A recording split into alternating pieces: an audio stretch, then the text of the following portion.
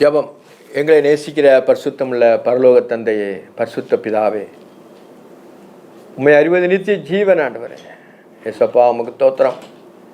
நீங்கள் ஆவியாக இருக்கிறீங்க. தேவனை தொழுது கொள்கிற ஆவியோடு உண்மையோடும் தொழுது கொள்ள வேண்டும் என்று சொன்னீரப்பா.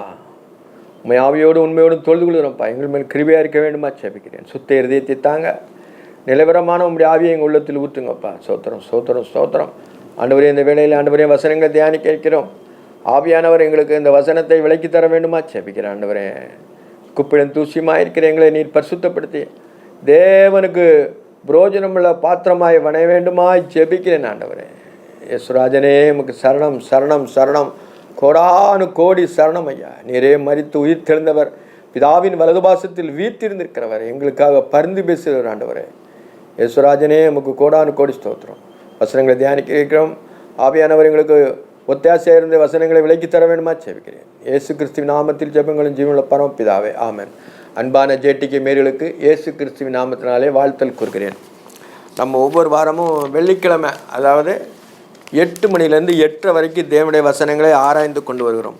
கடந்த காலங்களே நம்ம இந்த லென்த் டேஸ் வந்ததுனால, நம்ம இந்த 40 நாள் உபவாச நாள் இருப்பதுனால நம்ம என்ன சொன்னால் யோசுவாவின் புஸ்தத்துக்கு வந்திருக்கோம். யோசுவாவில் 9 அதிகாரம் முடிச்சிருக்கோம். அதாவது ஆகமங்கள் 5 முடித்து யோசுவா 9 அதிகாரத்துக்குள்ள வந்திருக்கோம். இப்போ நம்ம லென்த் டேஸ்னால 4 சுவிசேஷத்துக்குள்ளே புதிய ஏற்பாட்டுக்குள்ளே வர்றோம். அப்போ நம்ம ரெண்டுமே நம்ம என்ன செய்யணும், கற்றுக்கணும். புதிய ஏற்பாடே நம்ம கற்றுக்கணும், பழைய ஏற்பாடு நமக்கு தெரியணும். அப்போ நம்ம என்ன செய்யணும், வேதத்தில் கொஞ்சம் முன்னேறி செல்லலாம். அப்போ நம்ம தேவன் தான் அதுக்கு அனுகிரகம் செய்யணும். நம்ம சுயத்தினால செய்யவே முடியாது. நம்ம சுயத்தினால நம்ம கற்றுக்கலாம், தன்னுடைய ஞானத்தினால கற்றுக்கலாம். சிறு வயசில் படிச்சிருந்தது எல்லாமே ஸ்டோரியாக மற்ற நமக்கு இருந்தாலும், நம்முடைய நினைவுகளில் நம்முடைய வேதத்தின் அறிவு நம்மளுக்கு இருந்தாலும், ஆவியானவர் நமக்கு விலைக்கு தந்தால் தான் ஒவ்வொரு வசனத்துள்ள அர்த்தங்கள் எல்லாம் நமக்கு புரியும். இது என்ன செய்யணும், நம்ம ஆன்மீக வாழ்வுக்கு ஒரு தூண்டுகோலாக இருக்கிறோம்.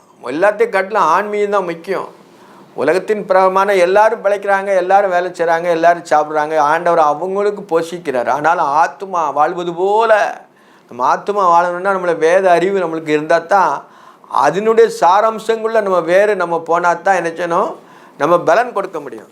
கடந்த காலங்களில் நம்ம என்ன செய்யணும், மத்தேயு எழுதின சுவிசேஷத்தில் நம்ம பார்த்தோம். மத்தேயு எப்படி சொல்லினா, வெளிப்படுத்தல யோவான் எப்படி சொல்கிறாருன்னா, அது சிங்க முகத்துக்கு ஒத்தா இருக்கிறது. 4 ஜீவன்களை பார்க்குறாரு யோவான் பார்க்குறாரு. யோவான் ஸ்நானகனில் யோவான் அந்த பத்துமித்தீவில் அந்த தரிசனங்களை வெளிப்படுத்த எழுதும்போது 4 ஜீவன் பார்க்குறான். 4 ஜீவனில் முதலாம் ஜீவன் சிங்கத்துக்கு ஒப்பாக இருந்தது. சிங்கம் எப்படி கர்ச்சிக்கிறதோ அதே மாதிரி அந்த வசனங்கள் பூரா இருக்கும். 2வது என்னன்னா, காளை முகத்துக்கு ஒப்பாது. காளை உழைப்பு. இந்த உலகத்தில் காளையினுடைய வரத்துனால தான் நிறையா இருக்கனால காளையின் முகத்துக்கு ஒப்பாக இருக்கிறது. இது 16 அதிகாரங்கள் இருக்கிறது, அது 28 அதிகாரங்கள் இருக்குது. இதில் நம்ம என்ன செய்யணும்னா, நம்ம சுவிசேஷத்தில் நம்ம வருஷம் நம்ம தியானிக்கிறோம். நிறைய நம்ம குடித்தாதான் பதறாத இருதயத்தில் நம்ம நிற்கணும். அதனால் இந்த மார்க் சுவிசேஷத்தில் இப்போ காளை முகத்துக்கு ஒப்பாக இருக்கிற அந்த வசனங்கள் எழுதப்பட்டிருக்கிறது. 4 ஜீவனில் 2வது ஜீவன், இன்னும் 2 ஜீவன் இருக்குது. மனுஷ முகமும் பறக்கிற கழுகின் முகம். அது நம்ம 2 வாரம் கழித்து தியானிக்க இருக்கிறோம். அந்த லென்த் டேஸுக்குள்ளே அந்த 4 சுவிசேஷத்தில் சாராம்சங்களை முடிக்க இருக்கிறேன். இப்போ என்னென்னா, இதில் சிம்பிளாக எழுதுவார். இதில் ஆண்டவர் எப்படி இந்த சோதனையெல்லாம் எழுதியிருக்க மாட்டார் இதில். ஆனாலும் சிம்பிளாவில் நம்ம அதை புரிஞ்சுக்கிற மாதிரி அந்த ஆக்கியோன், நம்ம மார்க்கு எழுதின ஆக்கியோன் தேவ ஆவியானவரை கொண்டு நம்ம எழுதும்பொழுது நமக்கு அந்த தேவ ஆவியானவர் நமக்கு இந்த வசனங்களை எழுதி தந்திருக்கிறார். எப்படின்னா, மார்க்கு 1ஆம் அதிகாரம் சில வசனங்கள் வாசிக்கிறேன். தேவனுடைய குமாரனாகிய இயேசு கிறிஸ்துவின் சுவிசேஷத்தின் ஆரம்பம். இதோ நான் என் தூதனை உமக்கு முன்பாக அனுப்புகிறேன், அவன் உமக்கு முன்னே போய் உமக்கு வழியை ஆயத்தம் பண்ணுவான் என்றும், கர்த்தருக்கு வழியை ஆயத்தப்படுத்துங்கள், அவருடைய பாதையை செவி பண்ணுங்கள், இந்த வனாந்தரத்திலே கூப்பிடுடைய சத்தம் உண்டாகும் என்று தீர்க்கதரிசியின் ஆகமத்தில் எழுதியிருக்கிறபரமாய் யோவான் வனாந்தரத்திலே ஞானஸ்தானம் கொடுத்து பாவ மன்னிப்பு கண்டு ஞானஸ்தானம் கொடுத்து பிரசங்கம் பண்ணி கொண்டிருந்தான். அப்பொழுது யூதயா தேசத்தார் யாவரும் எருசலேம் நகரத்தார் யாவரும் அவனிடத்தில் போய் தங்கள் பாவங்களை அறிக்கிட்டு யோர்தான் நதியிலே அவனுக்கு ஞானஸ்தானம் பெற்றார்கள். யோவான் ஸ்நானவன் முதல்ல பாவ மன்னிப்பு கண்டு ஞானஸ்தானம் கொடுத்து வந்தான். அவர் எப்படின்னா, யோவான் சகரியானுடைய பையன் இயேசுவானவருக்கு 6 மாதத்துக்கு முன்னால் பிறந்தவன். ஆனால் 2 பேருமே தேவனுடைய ஊழியத்தை நிறைவேற்றுறாங்க. ஆனாலும் அவருக்கு முன்னோடியாக தூதனை அனுப்புறேன்னு சொன்ன மாதிரி அவன் என்ன சொன்னான், எளிய அந்த அவன் வர்றான். வனாந்தரத்திலே கூப்பிட சத்தம் உண்டாண்டு தீர்க்கதரிசி ஆகமத்தில் எழுதியிருக்கிற பராம வனாந்தரத்திலே கூப்பிட வேண்டிய சத்தம். அவன் காட்டுத்தேனையும் வெட்டுக்குழியும் தான் சாப்பிட்டான்ட்டு இருக்கு. அவன் நல்லா உபதேசம் பண்ணுறான், நீதி நேர்மையெல்லாம் சொல்லி ஜலத்தில் அவனை முக்கிய என்னச்சான்னா மனம் திரும்புதலுக்கேற்ற ஞானஸ்தானம் கொடுத்தான். ஆனால் இயேசுவானவர் அக்னியாலும் பரிசுத்த ஆவினாலும் அக்னினாலும் உங்களுக்கு ஞானஸ்தானம் கொடுப்பார் என்று இவன் சாட்சி கொடுக்குறான். அவன் தான் இயேசுவானவர் அவன்கிட்ட தான் போய் எடுத்தாங்க. இதில் எப்படின்னா, அப்பொழுது யூதேயா தேசத்தார் யாவரும் எருசலேம் நகரத்தார் யாவரும் அவ்விடத்தில் போய் யூதேயா எருசலேம் யூதேயா சமாரியா கலிலேயா இந்த 3 ஒரே இதில் தான் இருக்குது. கொஞ்சம் தள்ளி 3 நாள் 4 நாள் பிரயாணம். அப்போ அங்கேருந்து வராங்க கலிலே யோர்தானுக்கு.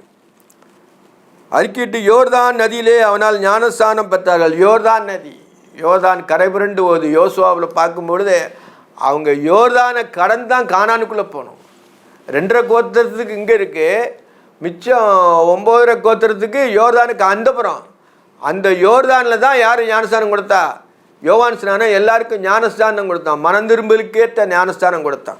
யோவான் ஒட்டக மயிர் உடை தரித்து அறையிலே வார்க்கச்சியை கட்டி கொண்டான். வெட்டுக்கிளியும் காட்டுத்தேனையும் பூசிக்கிறவனாக இருந்தான். வெட்டுக்கிளி காட்டுத்தேன், அவன் வெட்டுக்கிளி அப்படின்னா அது காட்டுத்தேன், மலையில் உள்ள தேனையும் கிழங்கு வகையில் ஒன்று ஒரு கிழங்கு சாப்பிடுவானா, அதான் வெட்டுக்கிளியும் காட்டுத்தேனும் அதை சாப்பிட்டுட்டு இருந்தானே. அவனை மாம்சம் சாப்பிட்றதில்லை.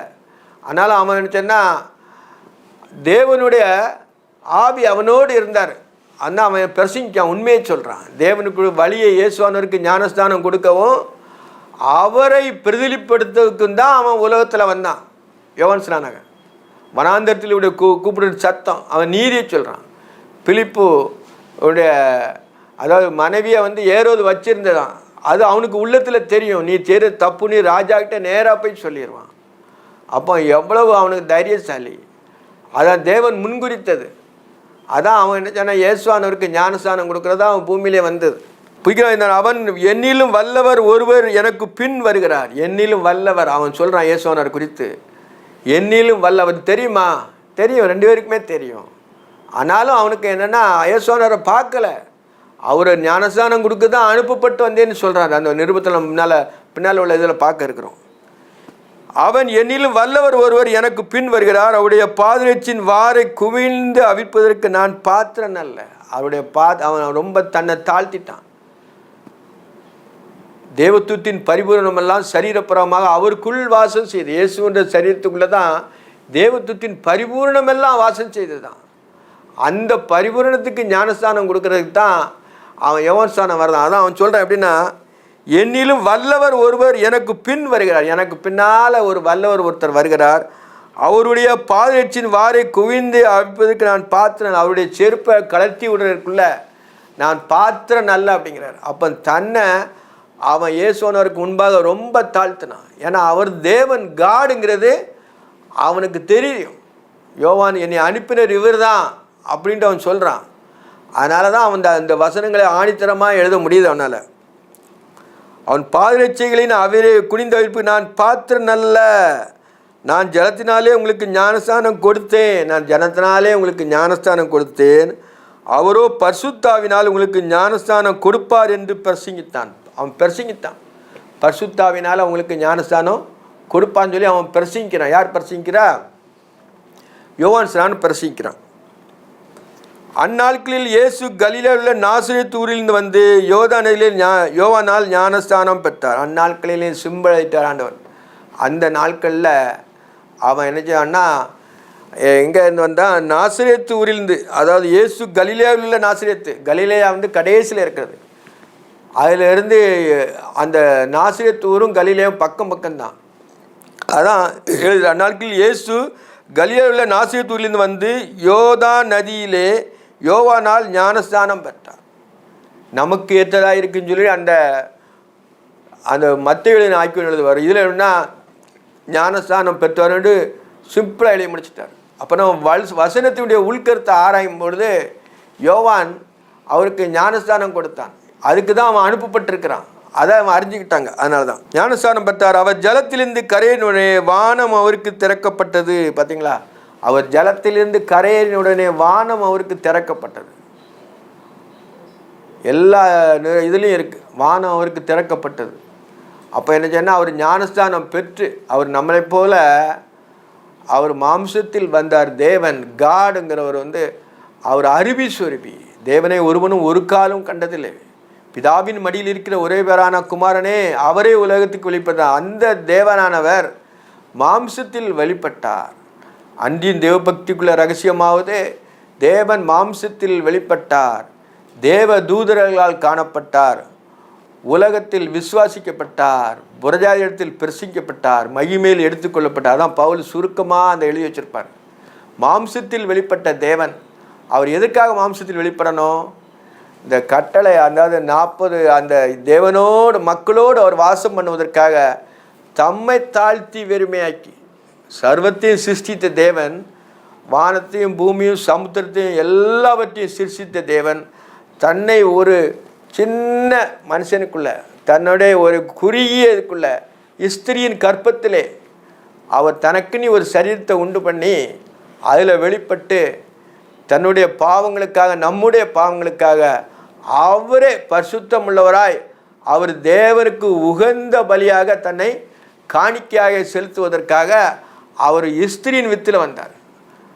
அவர் உன் தலையை நசுக்குவார், நீ அவன் குறுங்காலை நசுக்குவாயினார். சிலுவை மரம் அவருக்கு வந்தது, சோதனை வந்துச்சு. சிலுவை மரம் குதிங்கால நசுக்குவாயின்னு இருக்கு. அவர் உன் தலையை நசுக்குவார்.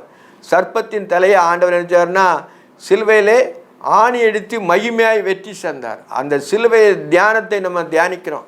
ஒரு வருஷத்துக்கு நம்ம 40 நாள் லென்த் டேஸின்னு நம்ம தேவனுடைய வசனங்களை ஆராய்கிறோம். அவர் எப்படி சோதிக்கப்பட்டார், பிசாசானவன் எப்படி அவரை சோதித்தான், அவர் நம்மளை மீட்டுக்கிறதுக்காக எப்படி வந்தது, எல்லா நிருபங்களையும் நம்ம பார்த்ததுனால வசனம் ஒன்றோடு ஒன்று பிணைந்திருப்பதுனால நம்ம ஆராய முடியும். அந்த வசனத்துக்குள்ளே வசனம் இருக்கும். சக்கரத்துக்குள் சக்கரம் இருக்க மாதிரி வசனத்துக்குள் வசனம் இருக்கும். நம்ம அதான் ஆராயணும். அது நம்ம வேதத்தை படிச்சிருக்கும் பொழுது நம்ம 2ஆம் கிளாஸ் 3ஆம் கிளாஸ் காலேஜ் வரைக்கும் படித்த முறை நம்ம 2ஆம் கிளாஸ் பாடத்துக்கு வரமாட்டோம். ஆனால் அடிப்படை இதுதான். 2 4ங்கிறது தெரியும். அதே நம்ம அங்கே போய் படிக்க வேண்டியது இல்லை. ஏன்னா வேத வசனம் நமக்குள்ளே ஊறுகிற ஊற்றாக இருக்கிறது. அது ஜீவ நதியாக இருக்கிறது. அது நம்ம வசனம் நம்ம எல்லாம் இருக்கும். அதுதான் ஆண்டவர் தருவதற்காண்டி, அவர் ஜீவ நதியை தருவதற்காண்டி தான் அவர் மாம்சத்திலே வந்திருக்கிறார். அவருடைய வசனங்களை நம்ம ஆராயணும், அவர் பேட்டு நடக்கணும். மனுஷன் 40 மாத்திரமல்ல, தேவனுடைய வாயிலிருந்து புறப்படுற ஒவ்வொரு வார்த்தைனாலும் பிழைப்பான்ங்கிறதே மனுஷன் உணருங்கிறதுக்காண்டி தான் அந்த பிசாசை அவனை சோதிக்க வச்சு ஆண்டவர் அவனை ஜெயிச்ச வச்சு நமக்கு தான் வச்சிருக்கிறார். நம்மளுக்கு என்ன செய்யணும்னா, நம்மளுக்கு ட்ரைனிங் கொடுப்பதற்காண்டி தான் அவர் பிசாசனோட அவர் ஜெயிச்சார். அது நம்மளுக்கு தெரிஞ்சுக்கிட்டு தான். அந்நாட்களில் இயேசு கலிலேயாவில் உள்ள நாசரேத்தூரிலிருந்து வந்து யோர்தான் நதியிலே யோவானால் ஞானஸ்தானம் பெற்றார். யோர்தான் நதி கரை புரண்டு ஓடுகிறது, யோர்தான் நதின்னு சொல்லியிருக்கு. யோசுவாவிலேருந்து 7 கல்லை நடுமத்திலே உள்ளே வச்சுட்டு 7 கல்லை வெளியே நிப்பாட்டினார். அந்த தண்ணி சிருஷ்டிகர் அப்படி நிப்பாட்டினார். அதே சிருஷ்டிகர், அதே ஆண்டவர் தான் மனுஷனாய் வந்து அந்த யோர்தான் நதியில் தான் ஞானஸ்தானம் பெறுகிறார். யோர்தானை நிற்க செய்து யார்? தேவன் தான். அவர் அங்கே ஜலம் நிற்க கடவுள். அவர் அந்த இவங்களுடைய ஆசாரியர்கள் கால் உடன்படிக்கப்பட்டு செல்லும் பொழுது ஜலம் குவியலாக நின்றுட்டு கிழக்கு உள்ள நம்ம ஊரை நடந்து போச்சு. ஜனங்கள் அந்த கானானுக்குள்ளே பிரவேசிக்கிறதுக்காக கடந்து போகிறாங்க. அது நிப்பாட்டின யார்?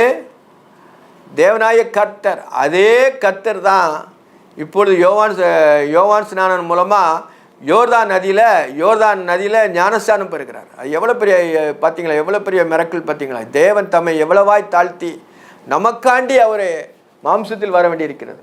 மாம்சத்தில் வந்து நம்மளை மீட்டு கொண்டார். அவர் உன் தலை நசுக்குவார், நீ அவன் குங்காலை நசுக்குவாய்ன்னு சொல்லி முன்னகுட்டி சொன்ன வசனம் அது நிறைவேறுவதற்காக வேண்டி தான் அவர் என்ன செய்வார்னா தன்னையே தாழ்த்தினார். நம்முடைய தேவன் பட்சிக்கிற அக்னியாக இருக்கிறாருன்னு நம்ம வேதத்தில் காணுகிறோம். அவர் அக்னியிலும் வாசம் பண்ணுகிறார், எல்லாத்துலேயும் வாசம் பண்ணுகிறார். அதே போல் ஒரு சிருஷ்டிக்குள்ளே தன்னைத்தான் தாழ்த்தி அடிமையின் ரூபம் எடுத்து மனுஷன் சாயலானார். எஸ்திரி வித்துக்குள்ளே அவர் வந்து நம்மளை மீட்டு கொள்கிறார். அதான் உள்கருத்து. எல்லாமே ஆழமே தான், வேதத்தினுடைய ஆழமே. இதுக்கு மேலே ஒன்றும் கிடையாது. நம்ம அதை புரிஞ்சுக்கணும். தேவத்துவத்தின் பரிபூர்ணம் எல்லாமே இயேசு கிறிஸ்துக்குள்ளே தான் இருக்குது. இவர் மெய்யான தேவனும் நித்திய ஜீவனுமாக இருக்கிறார். அவரே அறிகிற அறிவு இருக்கணும். மனுஷனா நம்ம ஆராயக்கூடாது. அவரை எப்படி ஆராயணும்னா, அவர் அருபிஸ்வரூபி, தேவன் ஆவியாக இருக்கிறார். அவரை தொழுது கொள்கிற ஆவியோடு உண்மையோடும் தொழுது கொள்ள வேண்டும். அந்த சமாரியா ஸ்திரீக்கு சொன்னார், ஆவியான தேவன். அவர் நம்ம காண முடியாது, ஆனால் அவருடைய சத்தத்தை நம்ம கேட்கலாம். வழி இதுவே, இதில் நடவுங்கள் அப்படின்னு சொல்லி பின்னாலே உங்களுக்கு சத்தம் கேட்குன்னு சொல்லிட்டு வேதத்தில் நம்ம சொல்லியிருக்கிறார். இது எல்லாமே மனுஷனுக்கு நடைமுறையில் கொண்டு வரத்தான். அவரே எவ்வளோ தாழ்த்தி அந்த யோர்தானை, அந்த நதியை நிப்பாட்டினவர், அந்த நதியில் தான் யோவான் ஸ்நானம் மூலமாக ஞானஸ்தானம் பெறுகிறார். அவர் ஜலத்திலிருந்து கரையின் உடனே வானம் அவருக்கு திறக்கப்பட்டதையும் ஆவியானவர் புறாவை போல் தம்மேல் இறங்குவதை கண்டார். அந்த ஆவியானவர் வானம் அவருக்கு திறக்கப்பட்டது. அவர் அப்படி என்ன செய்யறாருன்னா, ஜலத்திலேருந்து கரையேறின உடனே வானம் அவருக்கு திறக்கப்பட்டது. இதெல்லாம் எதுக்கு எழுதியிருக்கிறாங்கன்னா, வானம் திறக்கப்பட்டதுன்னா தேவன் ஆவியாக இருக்கிறார். அவரை ஆவியோடு உண்மையோடு தொழுது கொள்ளுங்கிற நம்ம தெரிஞ்சுக்கிட்டதுக்கு தான் அவர் என்ன செய்யறாருன்னா, வானம் அவருக்கு திறக்கப்பட்டது. ஆவியானவர் புறாவை போல் தம்வேல் இறங்குவதை கண்டார். ஆண்டவர் நேச்சுரல் பார்க்குறார். நேச்சுரல், அதாவது நேச்சுரல். தாவீதுக்குள்ளே இருந்தது வந்து நேச்சுரலினுடைய தேவனுடைய ஆவி. சவுலுக்குள்ளே வந்துட்டு போவான். அப்படி இல்லை, தேவன் நம்மோடு இருக்கிறார், எப்பொழுதும் நம்மோடு இருக்கிறார். அப்போ அதே ஆவியானவர் தான் மேலே இருந்து அவர் சொல்கிறார், கரையினுடனே வானம் அவருக்கு திறக்கப்பட்டது, ஆவியானவர் புறாவை போல் தம்வேல் இறங்குவதை கண்டார். ஆண்டவர் இயேசுவானவர் சரீரத்தில் வந்ததுனால அதே தேவ ஆவியானவர் பூரணமாய், அவருக்குள்ள 3.5 வருஷ ஊழியம் பூரணமாக உள்ளது. 12 வயசுலேருந்து அவருக்கு 30 வயசு வரைக்கும் வேதத்தில் அவளை நம்ம சரீரத்தின் பிரகாரமாக அவர் எழுதலை. ஏன்னா எல்லாம் சரீரத்தில் பண்ணால் அதை தான் நம்ம எல்லாரும் தியானிப்போம் அவருன்னு. ஆனால் ஆவியானவர், ஆவியாக இருக்கிற தேவனே ஆவியின் மூலமாக தான் நம்ம அறியணும். தேவன் ஆவியாக இருக்கிறாருன்னா ஆவியின் மூலமாக தான் நம்ம அறியணும். வேத வாக்கியின் மூலமாக ஆவியின் மூலமாக தான் அறியணும். அதனால தான் அவருக்கு சொல்கிற ஞானஸ்தானமே அதனால தான் கொடுத்துருக்காங்க. உலகத்தின் பாடுகளை, மனுஷனாகவும் இருக்கிறாரு, தேவனாகவும் இருக்கிறார். அவர் மனுஷனாக தான் 100% மனுஷன், 100% தேவன். ஆனால் அவர் தேவத்துவத்தை அவர் இந்த நாட்கள் அவர் யூஸ் பண்ணலை.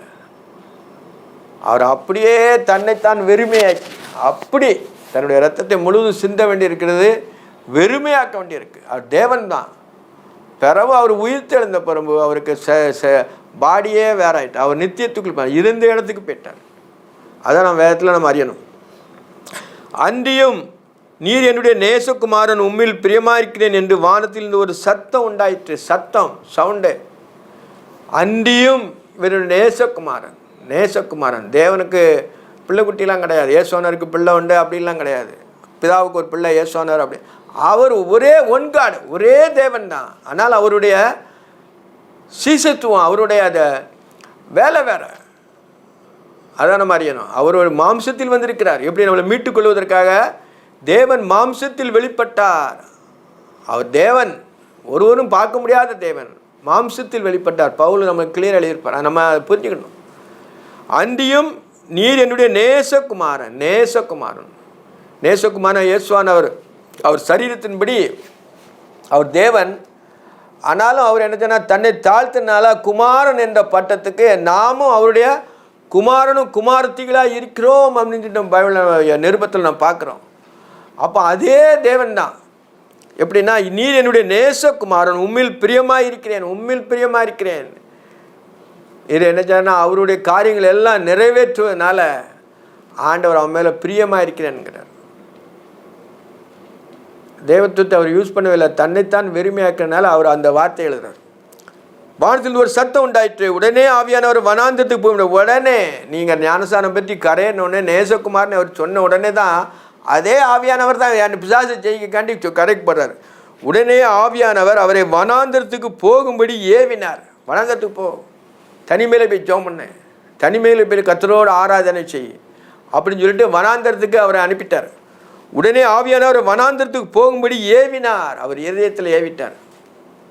இதயத்தில் தேவன் வாசம் பண்ணுவார். சாத்தானும் ஏவான், உலகப்புறமான ஆசைகளுக்கு ஏவான். ஆனால் தேவ ஆவியானவர் நம்மளை ஏவுவார். கரெக்டாக குறிப்பிட்ட நேரத்தில் போய் இது பண்ணு அப்படின்னு சொல்லிட்டு நம்ம நினச்சி வரோன்னா சொல்லுவார். நம்ம கர்த்தருடைய பிள்ளைகளுக்கு அது விளங்கிடும். ஒரு சின்ன காரியத்தினால தேவன் நம்மளோடு இருக்கிறார், நமக்கு எல்லாமே நம்ம மறந்தாலும் அவர் நினச்ச மறக்கிறது இல்லைன்னு சொல்லிட்டு அவர் கரெக்டாக நேர்த்தியாக செய்வார். நம்ம தவறுதலாக செய்கிறோம், நம்ம சிறு பிள்ளை மாதிரி இருப்போம். ஆனால் தேவன் அப்படி செய்கிறதில்லை, கரெக்டாக அந்த காட்சி செய்வார்.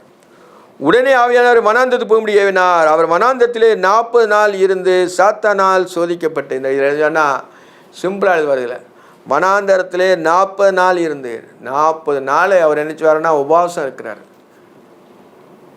அந்த பழைய அதிகாரத்தில் பார்க்கும்போது 44 அவருக்கு பசி உண்டாயிட்டுன்னு போட்டிருக்கோம். இந்த அதிகாரத்தில் அவருக்கு அப்படி எழுதாமல் எப்படி எழுதுறாருன்னா, அவர் வனாந்தரத்திலே 40 நாள் இருந்து சாத்தானால் சோதிக்கப்பட்டு, சாத்தான் அவரை சோதிச்சுக்கிட்டே இருப்பான். ஏன்னா அவர் தேவனுடைய குமாரன் என்பதை நிரூபிக்க வேண்டும்.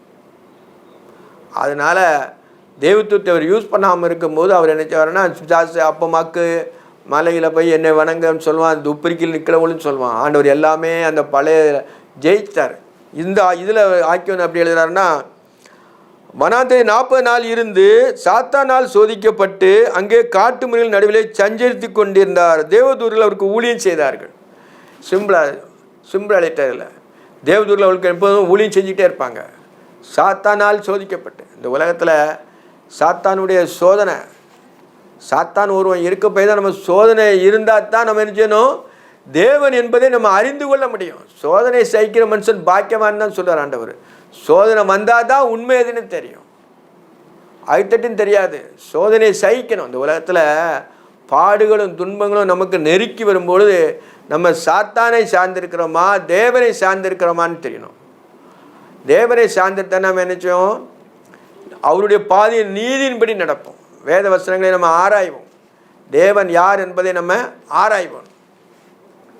அதனால தான் அவர் 40 நாள் நமக்காண்டி சோதிக்கப்பட்டார். அவர் வனாந்தரத்திலே 40 நாள் இருந்து சாத்தானால் சோதிக்கப்பட்டு காட்டு மிருகங்களின் நடுவிலே சஞ்சரித்து கொண்டிருந்தார். தேவதூதர்கள் அவருக்கு ஊழியம் செய்தார்கள். தேவதூதர்களை அவருக்கு ஊழியம் செய்தார்கள். அவரை சுற்றி எப்போதுமே 40 நாள் ஒருத்தன் ஆண்டவர் சாப்பிடாமல் இருந்தாருன்னா அவருக்கு எவ்வளோ இதாக இருந்திருக்கும். அவர் மனுஷனாக வந்ததுனால அவர் 30 வருஷம் அவர் உலகப்புறமாக தன் அப்பாவுக்கு அம்மாவுக்கு கீழ்ப்படிஞ்சிருந்து திருப்பி தேவத்துவத்தை நிறைவேற்றுவதற்காக அவர் 3.5 வருஷம் ஊழியம் செய்கிறார். அதுக்கு பிறகு அவருக்கு சோதனை வருது. சாத்தான் சோதிப்பான். முதல்ல 40 நாளில் அதுக்கடுத்தால் சோதிப்பான். அதுக்கடுத்தால் அவருக்கு வேதபாரர் பரிசேயர் சதிசேயர், வேதபாரன் பரிசேயர் சதிசேயர், அந்த 3 பேரும் அவரை சோதிச்சுக்கிட்டே இருப்பாங்க. கடைசியில் தான் அவர் என்ன செய்வார்னா சிலுவையில் ஜெயிப்பார். யோபுக்கு அந்த 3 சிநேகிதர் சோதிச்சுக்கிட்டே இருக்கிற மாதிரி சாத்தான் நின்றுட்டு சோதிச்சுட்டு பேர்வான். அவனுக்கு அது மக்கு மேலே அவனுக்கு இடம் கிடையாது, தேவனை அனுமதிக்கிறது இல்லை. அதுக்கு பிறகு அவனுக்கு 3 சிநேகிதனால அவனுக்கு சோதனைப்படதான். பிறகு 4வது எலிவு அவனை பிரதிபலித்து காட்டுறாரு. பிறகு தேவன் யார் என்பதை யோபு அறிந்தவன். அவன் தான் அதை எழுதுவான், என் மீட்பர் உயிரோடு இருக்கிறார் என்று எழுதுவான். என் மீட்பர் உயிரோடு இருக்காருன்னு எப்படி, அவர் மீட்பருங்கிறத அவர் இயேசுவானவர் அவளை மீட்டு கொள்கிறார் என்பதை நினைச்சாருன்னா நம்ம அறிஞ்சவனு. அப்படி சிருஷ்டிப்பை காட்டிலும் மீட்பு பெருசு. இயேசுவானவர் நம்மளை சிலுவையிலே மீட்டு கொண்டது தான் ரொம்ப பெருசு, நம்மளை சிருஷ்டிப்பை காட்டிலும். அதை நம்ம அறியணும். அதை நம்ம வேதத்தில் நம்ம என்ன தடவையாயிலும் நம்ம கண்டுகொள்ளணும். 40 நாள் நம்ம உபவாசம் இருக்கிறோம், அவருக்கு பிரியமாக நம்ம ஜீவிச்சுட்டு திருப்பி 40 நாள் நம்ம புத்துணர்வு பெற்று அவருடைய ஊழியம் செய்வோம். அவர் கேட்ட நல்ல பாதையிலே அவரை தேவன் என்று நம்ம என்ன செய்யணும், பிரஸ்தாவப்படுத்தணும். அதுதான் அந்த உலகத்திலே மெயினான காரியம். இயேசுவானவரை தேவன் என்று நம்ம பிரஸ்தாவப்படுத்தணும். அவரே சகத்தி செய்ய வல்லவர், அவர் தான் அந்த உலகத்தை எல்லாம் நடத்தணும் நம்ம நினச்சணும், அறிக்கையிடணும். அப்படி ஒவ்வொரு பிள்ளைகளையும் கர்த்தர் ஆசீர்வதிப்பார். இதோட அந்த அதிகாரம் அந்த இதை முடிச்சிடும். 40 நாளோட பிதாஸ் நாள் சோதிக்கப்பட்டு அவர் என்ன சொன்னால் அவருடைய ஊழியத்தை ஸ்டார்ட் பண்ணுறார். ஒரு பாடல் பாடி நிறைய செய்வோம். இந்த அருள் காலத்தில் கர்த்தரேவும் பாதத்தில் பணிவோமுழந்தாளில் தீர்ப்பு நாள் வரும் முன்னே எங்கள் பாபம் உணர்ந்தே கண்ணீர் சிந்த ஏவுமே மோட்ச வாசல் இயேசுவே பூட்டு முன்யம் பேரிலே தூய ஆவி ஊற்றுமே. ஓந்தன் இரத்த வேர்வையால் செய்த மாமண்டாட்டினால் சாக சம்மதித்ததால் சீயோனரற்காய் கண்ணீர் வீட்டதாலும் தேவரீர் எங்கள் மேலிறங்குவீர். நாங்கள் உம்மை காணவே அருள் காலம் போமுன்னே தஞ்சம் ஈயும் இயேசுவே. நேசிக்கிற பரிசுத்தம் நீதி உள்ள ஆண்டவரே, எங்களுக்காக நீர் ஆண்டவரே சிலுவையிலே எங்களை சம்பாதித்தீர் ஆண்டவரே. உடைய தழும்புகளால் நாங்கள் குணமான ஆண்டவரே, கிரயத்து கொள்ளப்பட்டோம். தேவனுக்கு அடிமைகள், அதனாலே கிடைக்கும் பலன் பரிசுத்தமாகுதில்லை, முடிவோ நித்திய ஜீவன் சொன்னீங்களப்பா ஆண்டவரே. நித்திய ஜீவன் உங்களுக்கு வாக்களித்த தேவனே, உமக்கு கோடா கோடி ஸ்தோத்திரம் ஆண்டவரே. இந்த காலங்களில் ஆண்டவரே, இந்த 40 நாள் ஆண்டவரே, மனுஷன் ஆண்டவரே 40 நாள் அவன் தேவனுக்கேற்ற வழிகளை நடந்து அவரை அறிகிற அறிவு அவன்கிட்ட வீசும் பொழுது அவன் முக்கேற்ற நற்கந்தங்களாக ஜீவிக்க செய்வதற்காய் கோடா கோடி ஸ்தோத்திரம்ப்பா. கோடா கோடி ஸ்தோத்திரம் கர்த்தாவே. நீர் உண்மையை தாழ்த்தி எங்களை வெறுமையாக்கி மனுஷ சாயலாகி எங்களை மீட்டு கொண்டீரே. கோடா கோடி ஸ்தோத்திரம். நீரே நித்திய தேவன், சதாகாலம் வாழுகிறவர். நீர் பரிசுத்தர் பரிசுத்தர் பரிசுத்தர் பரிசுத்தர் அப்பா. துதிக்கு 1000 நாவுகள் இருந்தாலும் போதாது ஆண்டவரே. இந்த வசனங்களை தியானிக்க இருந்தோம். இந்த வசனத்தை எங்களுக்கு ஆசீர்வதித்ததற்காக கோடா கோடி ஸ்தோத்திரம்ப்பா. நாங்கள் உலகத்தை ஜெயிக்க எங்களுக்கு பலன் கொடும். உலகத்தை ஜெயிக்க எங்களுக்கு பலன் தர வேண்டுமா ஜெபிக்கிறோம்ப்பா. உலகத்திலே உங்களுக்கு உபத்திரம் உண்டு, ஆனாலும் திடன் கொள்ளுங்கள், நான் உலகத்தை ஜெயித்தேன்னு சொன்னீங்களே. உலகத்தை ஜெயித்த இயேசு ரட்சகரே, ஒவ்வொரு பிள்ளைகளுக்கும் உலகத்தை ஜெயிக்க பலத்தையும் சுகத்தையும் ஆரோக்கியத்தையும் தர வேண்டுமா ஜெபிக்கிறோம்ப்பா. சுத்த இருதயத்தை தாங்க, நிலவரமான உம்முடைய ஆவியை எங்கள் உள்ளத்தில் ஊற்றுங்க. இயேசு கிறிஸ்துவின் நாமத்தில் ஜெபங்களும் ஜீவனுள்ள பரமபிதாவே, ஆமென்.